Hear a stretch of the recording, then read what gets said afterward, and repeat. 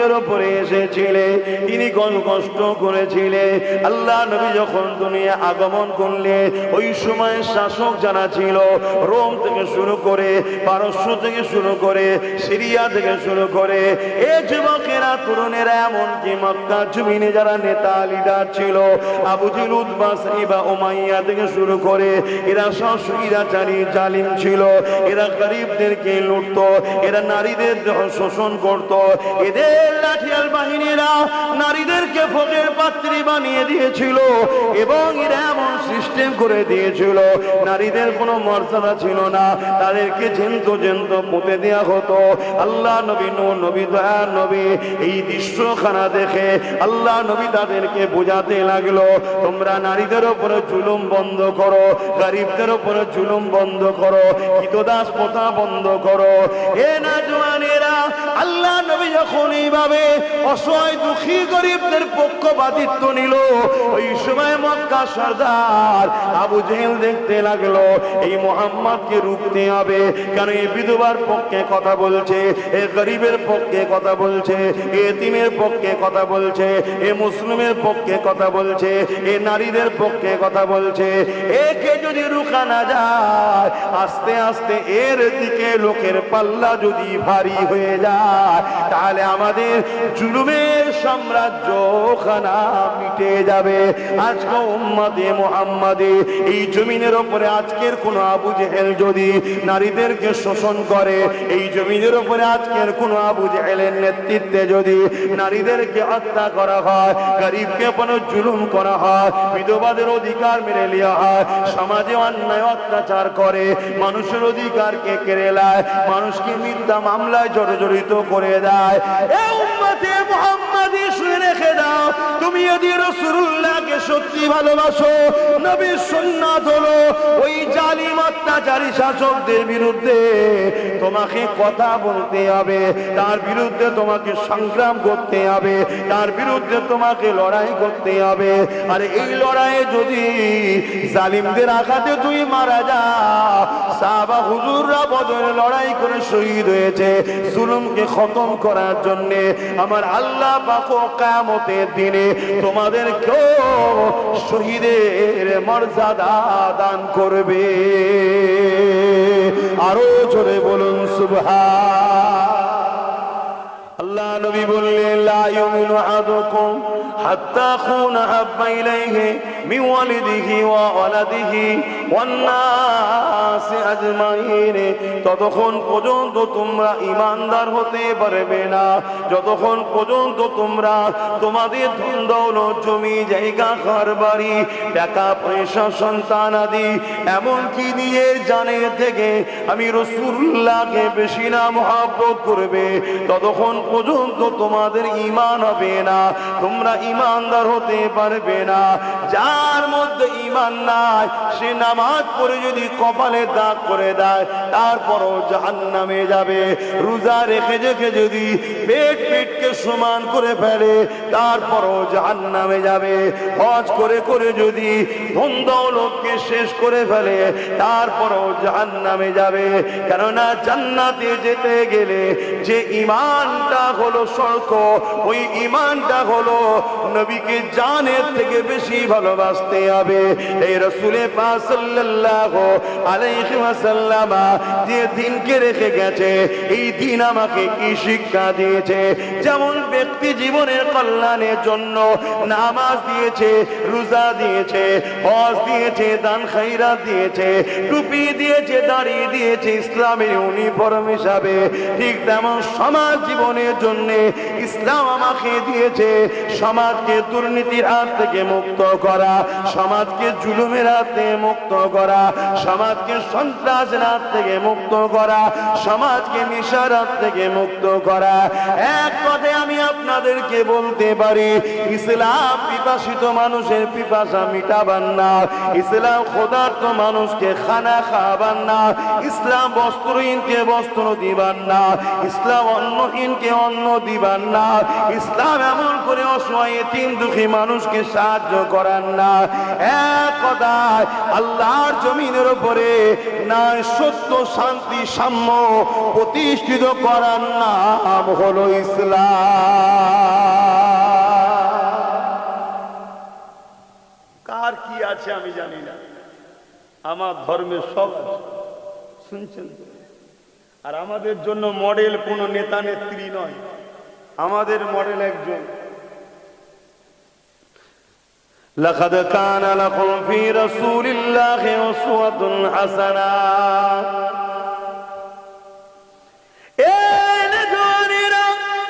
দুনিয়ার কে কাকে মানছে, পক্ষে বিপক্ষে আমার কিছু বলার নাই।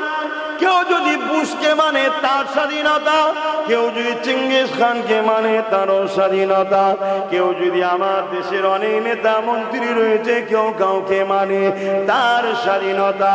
কিন্তু উম্মতে মুহাম্মাদি দাবিদার করবে যাকে খুশি মানবে, এই স্বাধীনতা দেখালে হবে না। কেননা তুমি তাহলে মুনাফিকি করছো। মুনাফিককে চিনাবার দায়িত্ব উলামাদের আছে না না? আল্লাহ পাক কোরআনের মধ্যে জানিয়ে দিলে, হে ঈমানদারেরা, হে বিশ্বাসীরা, হে আখিরাত মাননেওয়ালারা, হে মৃত্যুর পরে উঠাবে যারা মানে, যারা ঈমান এনেছো, আমানতু বিল্লাহি ওয়া মালাইকাতিহি ওয়া কুতুবিহি ওয়া রাসূলিহি ওয়াল ইয়াউমিল আখির ওয়াল কদরি খাইরিহি ওয়া শাররিহি মিনাল্লাহি তাআলা ওয়াল বাসি বাদাল মউত। তোমরা যারা ঈমান এনেছো এর উপরে তোমাদের জন্য আমি আল্লাহ একমাত্র উসওয়াতুন হাসানা ভালো মডেল করেছে, তিনি অন্য কেউ নয়। ইন্নাকা লাআলা খুলুকিন আযীম। আমি আল্লাহ যার সম্বন্ধে জানাচ্ছি সব থেকে উত্তম চরিত্রওয়ালা, তিনি হলেন মুহাম্মাদুর রাসূলুল্লাহ। যদি বিশ্বাস করো মওতের পর কবরে দেওয়া হবে, ওখানে হিসাব নেওয়া সওয়াল জবাব হবে, যদি বিশ্বাস করো ময়দানে মাশর আছে, যদি বিশ্বাস করো মিজানের দাড়ি পাল্লা হিসাব নিকাশ হবে, যদি বিশ্বাস করো জান্নাত জাহান্নাম আছে, দুনিয়া কি করছে তোমায় আমায় দেখলে চলবে না। দুনিয়া জুলুমের পাহাড় তৈরি করতে পারে, যার মধ্যে এই বৈশিষ্ট্য নাই। অন্যায় দেখার পরে ঘৃণা না, অন্যায় দেখার পরে মধ্যে প্রতিবাদ না, অন্যায় দেখার পরে হাত দিয়ে রুখার চিন্তা ভাবনা নাই। রাসূল বলছে তার মধ্যে ঈমান নাই। শুনছেন তো? জানাজা তো হাজারো হচ্ছে রে বাবা, খাটিয়া তো কাঁধে করে লাখো মুসলমানের যাচ্ছে, লোক তো জড়ো হচ্ছে। কবরে ঢুকে কি হালে আছে কেউ দেখতে পাচ্ছে? যার মধ্যে এই প্রতিভা নয়, জুলুম দেখার পরে হয় অন্তর থেকে ঘৃণা প্রকাশ করা, ঘৃণা পোষণ করা, নহয় মধ্যে প্রতিবাদ, নহয় হাত দিয়ে রুখে দেওয়ার চিন্তা ভাবনা যার মধ্যে নাই, রাসূল বলছে তার মধ্যে ঈমান নাই।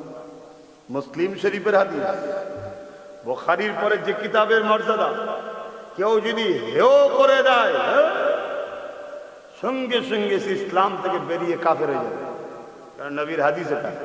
শুনছেন?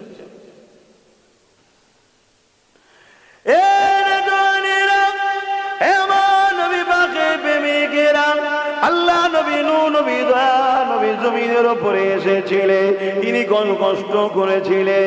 আল্লাহ নবী যখন দুনিয়া আগমন করলেন, ওই সময় শাসক যারা ছিল, রোম থেকে শুরু করে, পারস্য থেকে শুরু করে, সিরিয়া থেকে শুরু করে, এই যুবকেরা তরুণেরা, এমনকি মক্কা জমিনে যারা নেতা লিডার ছিল, আবু জেহেল উতবা সাইবা উমাইয়া থেকে শুরু করে, এরা সব স্বৈরাচারী জালিম ছিল। এরা গরিবদেরকে লুটত, এরা নারীদের শোষণ করত। এদের লাঠিয়াল বাহিনীরা নারীদেরকে ভোগের পাত্রী বানিয়ে দিয়েছিল, এবং এরা এমন সিস্টেম করে দিয়েছিল নারীদের কোনো মর্যাদা ছিল না, তাদেরকে জেন্ত জেন্ত পুঁতে দেওয়া হতো। আল্লাহ নবী নূহ নবী দয়া নবী এই দৃশ্যখানা দেখে আল্লাহ নবী তাদেরকে বোঝাতে লাগলো, তোমরা নারীদের উপরে জুলুম বন্ধ করো, গরিবদের উপরে জুলুম বন্ধ করো, কৃতদাস প্রথা বন্ধ করো। এ না জওয়ানেরা, আল্লাহ নবী যখন এইভাবে অসহায় দুঃখী গরিবদের পক্ষপাতিত্ব নিল, ওই সময় মক্কা সরদার আবু জেহেল দেখতে লাগলো এই মুহাম্মদকে রুখতে হবে, কেন এই বিধবার পক্ষে কথা বলছে, এ গরিবের পক্ষে কথা বলছে, এতিমের পক্ষে কথা বলছে, এ মুসলিমের পক্ষে কথা বলছে, এ নারীদের পক্ষে কথা বলছে। একে যদি রুখা না যায়, আস্তে আস্তে এর দিকে লোকের পাল্লা যদি ভারী হয়ে যায়, তাহলে আমাদের জুলুমের সাম্রাজ্য খানা মিটে যাবে। আজকে উম্মতে মুহাম্মাদি এই জমিনের উপরে আজকের কোন আবু জেহেল যদি নারীদেরকে শোষণ করে, এই জমিনের উপরে আজকের কোন আবু জেহেলের নেতৃত্বে যদি নারীদেরকে হত্যা করা হয়, গরিবকে কোনো জুলুম করা হয়, বিধবাদের অধিকার মেরে নেওয়া হয়, সমাজে অন্যায় অত্যাচার করে, মানুষের অধিকারকে কেড়ে নেয়, মানুষকে মিথ্যা মামলায় জড়িত করে দেয়, এ উম্মতে মুহাম্মাদি শুনে রেখে দাও, তুমি যদি রাসূলুল্লাহকে সত্যি ভালোবাসো, নবীর সুন্নাত হলো ওই জালিম অত্যাচারী শাসকদের বিরুদ্ধে তোমাকে কথা বলতে হবে, তার বিরুদ্ধে তোমাকে সংগ্রাম করতে হবে, তার বিরুদ্ধে তোমাকে লড়াই করতে হবে। আর এই লড়াইয়ে যদি জালিমদের আঘাতে তুই মারা যাও, সাহাবা হুজুররা বদরে লড়াই করে শহীদ হয়েছে জুলুমকে খতম করার জন্য।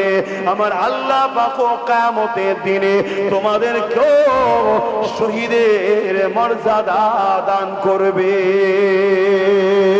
আরো জোরে বলুন সুবহান আল্লাহু আকবার। আর যদি তুমি বিজয় হও, গাজী হও, তাহলে তুমি দুনিয়ায় সম্মানের জায়গা পাবে, সমাজকে পরিচালনা করার দায়িত্ব তো তুমিই পাবে। এর নাম ইসলাম। শুনছেন আমি কি ওয়াজ করছি?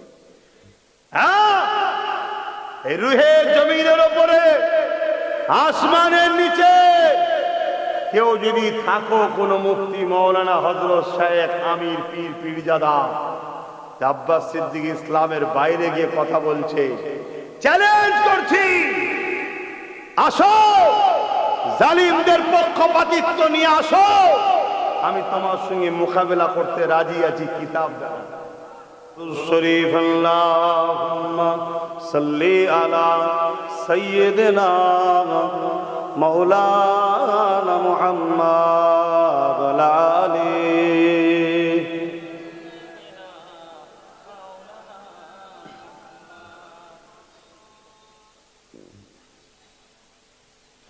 मेरी उल्फत मदीने से यूं ही नहीं, मेरे आका का रोज़ा मदीने में है, मैं मदीने की जानिब न कैसे खींचूं, मैं मदीने की जानिब न कैसे खींचो, मेरा दीन दुनिया मदीने में है। अरसे अजीम पे जिसका बड़ी शान है,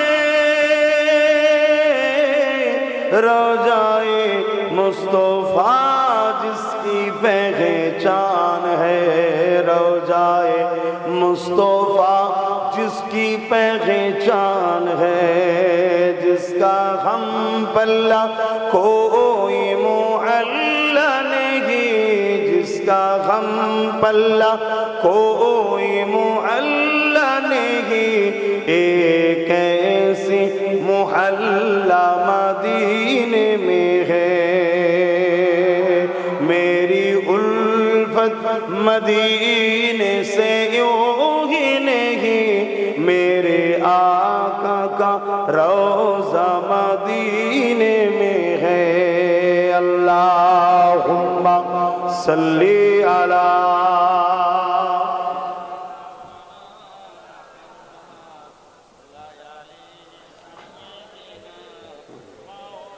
আমার আব্বা জানেরা, মন দিয়ে দুটো কথা শুনুন।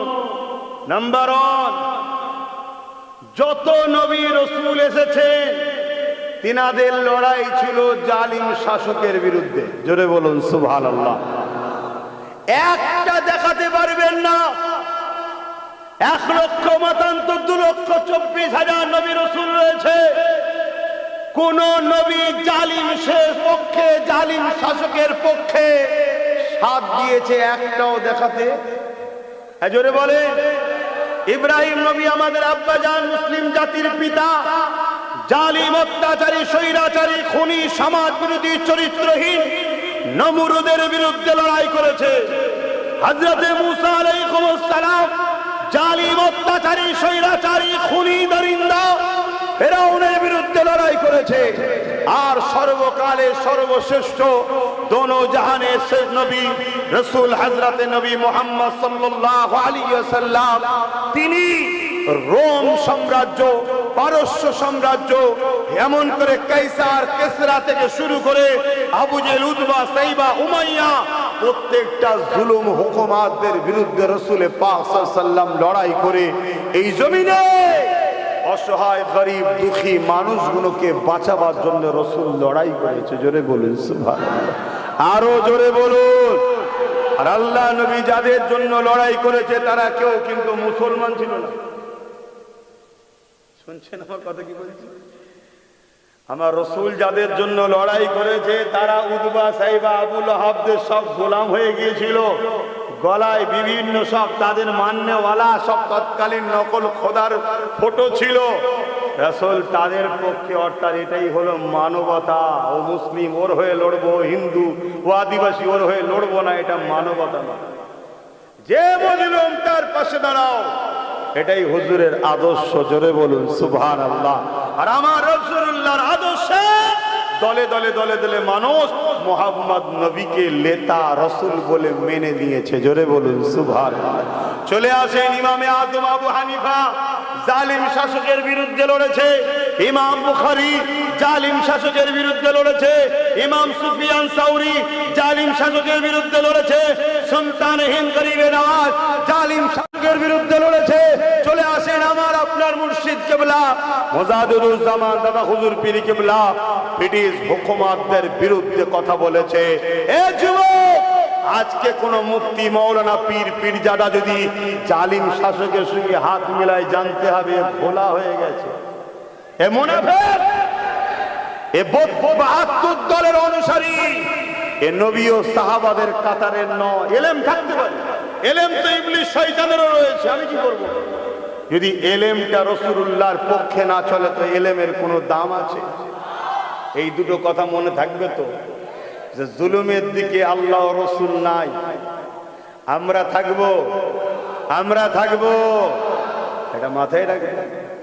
কিন্তু মনে রাখবেন, জালিমদের বিরুদ্ধে লড়াই করা এতটা সহজ বিষয় নয়। অনেকে বলে পরিস্থিতি ঠিক হলে তারপরে যাব। কখনো উম্মতে মুহাম্মাদি তোমার আমার জন্য পরিস্থিতি নরমাল হয়নি গো। কখনো চিঙ্গিস খানের সাথে লড়তে হয়েছে, কখনো হালাকু খানের সঙ্গে লড়তে হয়েছে, কখনো হতভাগা আকবর মুগলে আজমের সঙ্গে লড়তে হয়েছে, কখনো ব্রিটিশের সঙ্গে লড়তে হয়েছে। যুগে যুগে যুগে যুগে এ উম্মতে মুহাম্মাদি আল্লাহ তো তোমাকে আমাকে দুনিয়ায় পাঠিয়েছে পরীক্ষা নেবার জন্য। বান্দারে, তোর কাছে মরণকে তুই ভয় করিস না, আমি আল্লাহ আমাকে ভয় করে, এটাই তো পরীক্ষা আল্লাহ বানিতে লেগেছে। ওরে আমার বান্দা বান্দি রে, এই জমিন তোদের জন্য চিরস্থায়ী নয়। আমি আল্লাহ কখনো তোদেরকে ধনী করে পরীক্ষা নেব, কখনো গরিব করে পরীক্ষা নেব, কখনো লোভ লালসার মধ্যে ফেলে পরীক্ষা নেব, কখনো আবার আতঙ্কে ভয়ের মধ্যে ফেলে পরীক্ষা নেব। যেমন আজকে মুসলমান নানান দিক দিয়ে আতঙ্কের মধ্যে পড়ে গেছে। কি আমরা ভয়ের মধ্যে আছি না? না কি টেনশন না? এসব পরীক্ষা, সব পরীক্ষা। বান্দা ফাইসাল্লাহ কি করিস দেখবো।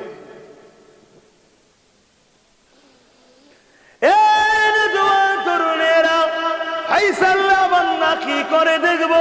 মনে রেখে দিও বান্দা, আমি আল্লাহর উপরে তোমরা যদি ভরসা করে, আমার উপরে তোমরা যদি মজবুত করে জমে থাকতে পারো, মনে রেখে দিও দুনিয়া হাজারো চেষ্টা করেছিল আমার গরিবে নওয়াজকে হিন্দুস্তান থেকে তাড়িয়ে দেবে, কিন্তু রুখতে পারেনি। গরিবে নওয়াজের পানিকে বন্ধ করে দিয়েছিল, রুখতে পারেনি। গরিবে নওয়াজকে পাথর ফেলে মেরে দিতে চেয়েছিল, মারতে পারেনি। গরিবে নওয়াজকে আগুনের বান দিয়ে জাদুকার জয়পাল মিটিয়ে দিতে চেয়েছিল, পারেনি। পরবর্তীতে দেখা যায় ওই জাদুকর জয়পাল এসে গরিবে নওয়াজের খাদেম হয়ে যায়। দুনিয়ায় যুগে যুগে আল্লাহ আমাদেরকে পরীক্ষা নিয়েছে, আজও পরীক্ষা নিতে লেগেছে। এই পরীক্ষায় খাবরে গেলে হবে না, মনকে মজবুত করে ধরতে হবে। আমরা নিজেদের জানকে বাঁচাতে গিয়ে আল্লাহ দিনের দুশমনদের সঙ্গে যেন সম্পর্ক না করে ফেলে। আমরা নিজেদের নাম পিটাতে গিয়ে, নিজেদের নাম পাতে গিয়ে, নিজেদের নাম তালিকাতে আনতে গিয়ে চেষ্টা করো, কিন্তু এই চেষ্টা যেন করে ফেলো না আল্লাহ দিনের দুশমনকে তুমি শক্তিশালী করে ফেললে। মনে রেখে দিও তুমি তাহলে দুনিয়ায় শুধু ফেল করেছো তা নয়, আখিরাতেও ফেল হয়ে যাবে। এ নওজওয়ানেরা, কারণ আল্লাহ নবী অনেক কষ্ট করে এই জমিনের উপরে সন্ত্রাসকে মিটিয়েছে, এই জমিনের উপর থেকে দাঙ্গাবাজকে মিটিয়েছে, এই জমিনের উপর থেকে খুনিদেরকে মিটিয়েছে, এই জমিনের উপর থেকে জুলুমকে মিটিয়েছে, এই জমিনের উপর থেকে অত্যাচারকে মিটিয়েছে, এই জমিনের উপরে নেশাকে মিটিয়েছে। এই জমিনে রাসূলুল্লাহ অনেক কষ্ট করে সাম্য, শান্তি, মানবতা, ভ্রাতৃত্ব, ঐক্য, একতা, প্রেম, ভালোবাসা, মানব বন্ধন, সম্প্রীতি আমার রাসূলুল্লাহ প্রতিষ্ঠিত করেছে গো। হ্যাঁ, নামাজও নবী পড়েছে, রোজাও নবী রেখেছে, হজও নবী করেছে, দান খায়রাতও করেছে, যাকাত আমাদের দিতে বলেছে। হ্যাঁ, নবী করেছে করেছে, কিন্তু মনে রেখে দিও একটা ব্যক্তি জীবনের আর একটা সমাজ জীবনের, এই সমাজের সমস্ত নোংরা বুরাইকে মুছে দিয়ে পৃথিবীর বুকে রাসূলুল্লাহ মাত্র 23 বছরে শান্তি, সাম্য প্রতিষ্ঠিত করে দিয়েছিলেন। আরো জোরে বলুন সুবহান।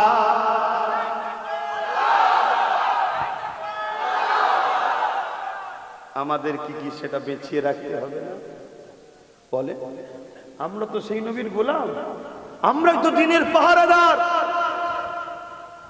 আমাদেরকে তো বাঁচাতে হবে। শুনছেন তো? বোঝো, যদি বুঝার হয় তো বোঝো, আর না বুঝার হয় তো তাহলে আর কি বুঝাতে পারি আমি।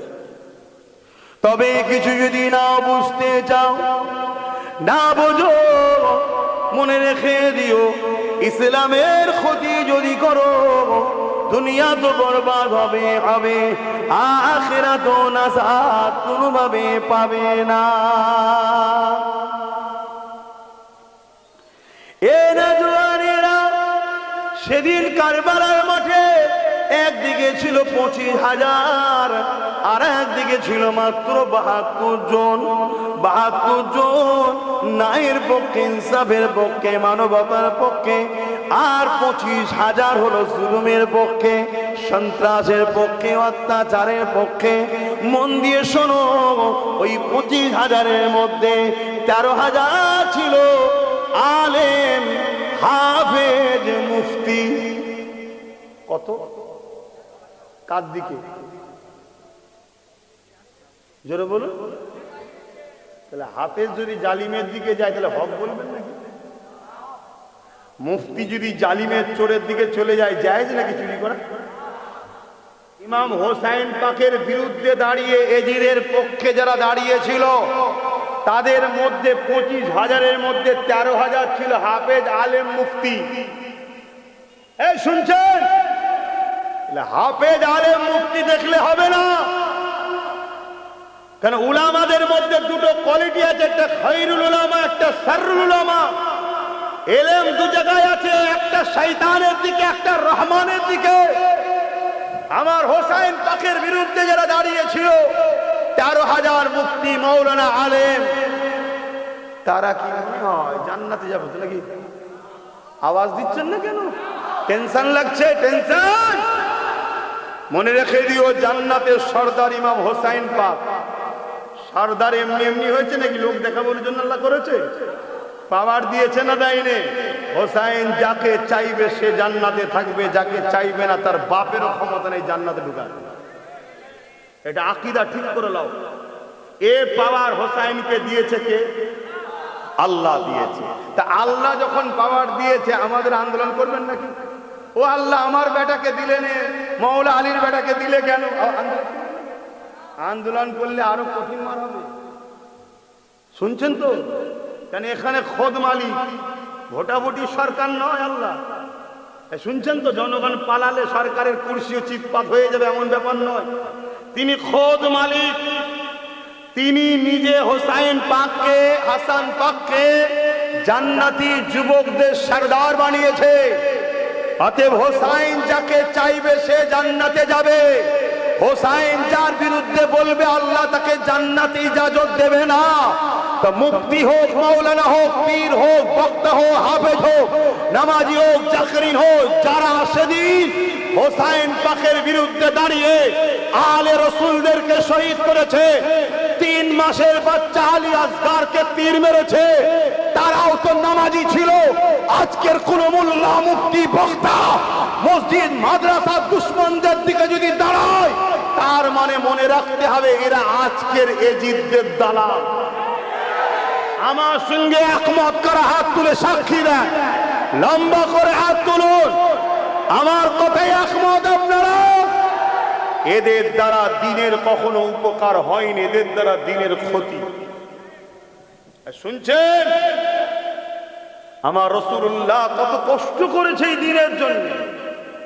বাবেরা, নওজওয়ানেরা, আবার বলে যাচ্ছি, যুগে যুগে আমাদের উপরে নানান ভাবে জুলুম অত্যাচার হয়েছে, কিন্তু কোনদিন প্রকাশ্য দুশমনরা আমাদেরকে পরাজিত করতে পারেনি, আমাদের মোকাবেলায় কেউ দাঁড়াতে পারেনি।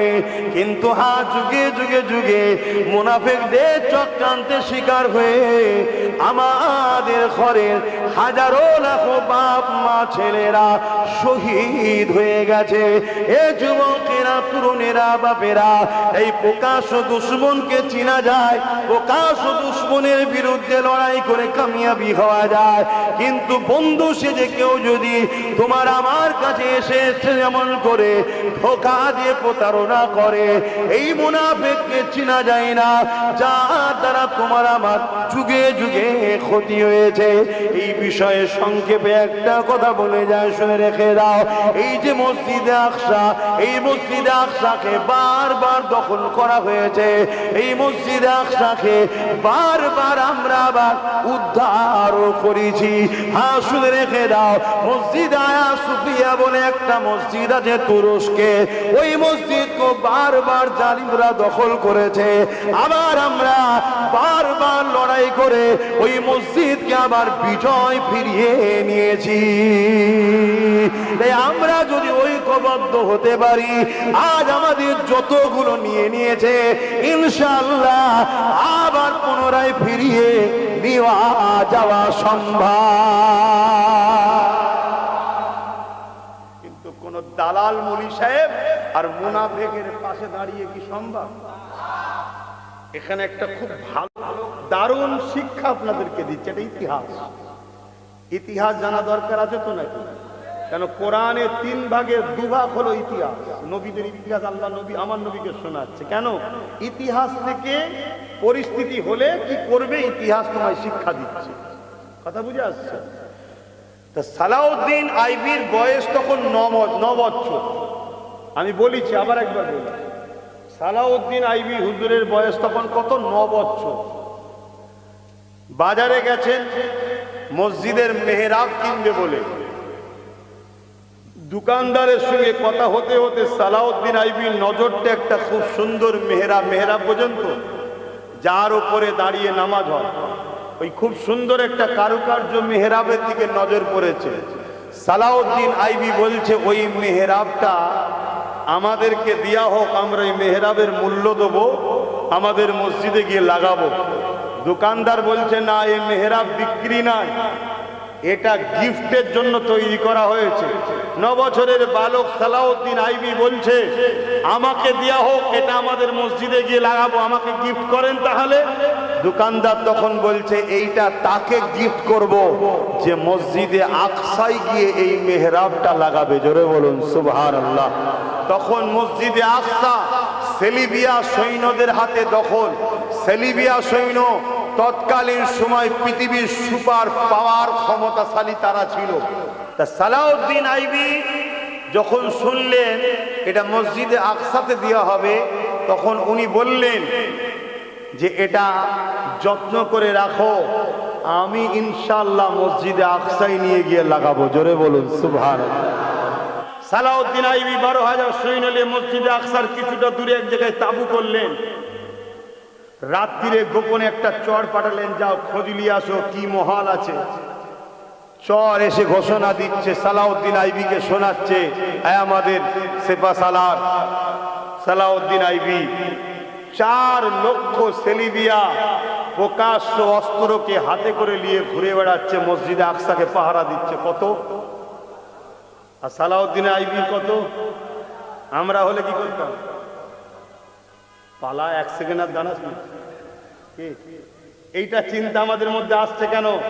আমাদের মধ্যে মরণের ভয় এসেছে আল্লাহর থেকে বেশি, আর তাদের মধ্যে আল্লাহর ভয় ছিল, মরণটাই তাদের কাছে ঘেঁষতে পারে না। সালাউদ্দিন আইবি খবরটা পেয়ে গিয়ে তাহাজ্জুদের নামাজ পড়ে অপেক্ষা করলেন। ফজরের নামাজ হলো, নামাজ পড়ে নিয়ে সৈন্যদের ডাকলেন। ডেকে নিয়ে বলছে, আমার সৈন্যরা, এই খবর পেলাম 4 লক্ষ সৈন্য আছে, আমাদের 12,000, বিশাল বড় লড়াই হবে। আমি সালাউদ্দিন তোমাদেরকে ইজাজত দিলাম, যার খুশি চলে যেতে পারো। আমি সালাউদ্দিন কিন্তু যাব না, আল্লাহর ঘর পরাধীন থাকবে, আর আমি স্বাধীন হয়ে থাকতে রাজি নয়, আমি লড়াইয়ের জন্য যাব। 12,000 সৈন্যই বলেছিল, হুজুর আমরা সালাউদ্দিনের সৈন্য পৃথিবীর কোন তাকতকে ভয় করিনি, একমাত্র ভয় করি আল্লাহকে। জোরে বলুন সুবহানাল্লাহ। সালাউদ্দিন আইবির পরের দিন লড়াই হলো। 12,000 সৈন্য 4 লক্ষের মোকাবিলায় নামলো। আল্লাহ সালাউদ্দিন আইবিকে সাহায্য করলেন, বিজয় সালাউদ্দিন আইবি পেল। মসজিদে আকসা উদ্ধার হলো। 4 লক্ষ সেলিবিয়ারা জানলে পালাবার রাস্তা খুঁজে পেল না। বিজয়ের পরে পুরো দুনিয়া খুশিতে নাচছে, আনন্দ করছে, খুশি করছে। সালাউদ্দিন আইবি সৈন্যরাও আনন্দ করছে, আল্লাহর ঘর উদ্ধার করে ফেলেছি। কিন্তু সালাউদ্দিন ঘরের মধ্যে মন মরা করে বসে আছে। এখান থেকে পয়েন্টটা মন দিয়ে শোনেন। যতটা ক্ষতি প্রকাশ্য দুশমনরা করতে না পারবে, তার থেকে বেশি ক্ষতি তোমার আমার ভেতরে ঢুকে থাকা মুসলিম সুরাতে গাদ্দার গুলো করছে। তো এই হযরতে সালাউদ্দিন আইবিকে তেনা সেনাপতিরা জিজ্ঞেস করছে, হুজুর এত বড় বিজয় পেলাম, আপনার তো খুশি হওয়া দরকার। সালাউদ্দিন আইবি বলছেন, শোনো, 4 লক্ষর বিরুদ্ধে 12,000, 40 লক্ষ থাকলেও বিজয় আমাদের ইনশাল্লাহ। জোরে বলুন সুবহানাল্লাহ। কেন এগুলো প্রকাশ্য দুশমন চিনা যায়, কিন্তু আমার মধ্যে ভয় হচ্ছে, আমাদের মধ্যে কিছু গাদ্দার আছে। এই গাদ্দারদের যদি আমরা বার করতে না পারি, তাহলে মসজিদে আকসাকে আবার এরা বেঁচে দেবে। সালাউদ্দিন আইবির কথা আজকে মিলছে না মেলে না? সালাউদ্দিন আইবি একটা টিম তৈরি করলেন, গোয়েন্দা টিম। সেই টিমকে ওই মুনাফিক গাদ্দার কওমের মধ্যে কারা আছে খোঁজার জন্য ছেড়ে দিল। ভাই, এই টিমের তো উচিত প্যান্ট শার্ট পরা, দাড়ি চাঁদা, বিড়ি খাওয়া, ইদিক উদিক করা, গুটকা খাওয়া, পার্কে যাওয়া, এদের পিছনে লাগানো দরকার তো নাকি? না, এই টিম গিয়ে মসজিদে ঢুকেছে। কেন রে বাবা? মসজিদে তো আল্লাহওয়ালারা থাকে। বলছেন না, এখানেই গাদ্দার আছে। শুনছেন তো নাকি? আল্লাহওয়ালাদের লেবাস ধরে গাদ্দাররা। কেন? মানুষ যাতে চট করে না ধরতে পারে যে শয়তান। প্যান্ট শার্ট পরা, দাড়ি চাঁদাকে এমনি সবাই সন্দেহ, এই বদমাইশ ছেলে, এ পার্কে যায়, এ বদমাইশি করে, ঠিক না? আর কিন্তু মুফতি মৌলানা সেজে, হুজুর সেজে থাকলে এরা কখনো হারাম কাজ করতে পারে। শুনছেন? এজন্য শয়তানরা আমাদের মতো লেবাস ধরে। লেবাসটা খারাপ না, কিন্তু আমাদের মতো ধরে আপনাদের ধোঁকা দিবার বলে। সালাউদ্দিনের টিম যাচ্ছে মাদ্রাসায়। সালাউদ্দিনের টিম যাচ্ছে মক্তবে মসজিদে। সালাউদ্দিনের টিম তৎকালীন সময় 3000 আলেম উলামা মুফতি মৌলানাকে ধরে বার করেছিল, যারা সুরাতে মুসলমান, ভেতরে তারা অন্য ধর্মের সেজে অন্য ধর্মের কাছে অর্থের জন্য বিক্রি হয়ে যে দিনের গাদ্দার ছিল। 3000কে সালাউদ্দিন ফাঁসি দিয়েছে। দরুদ শরীফ আল্লাহুম্মা সাল্লি আলা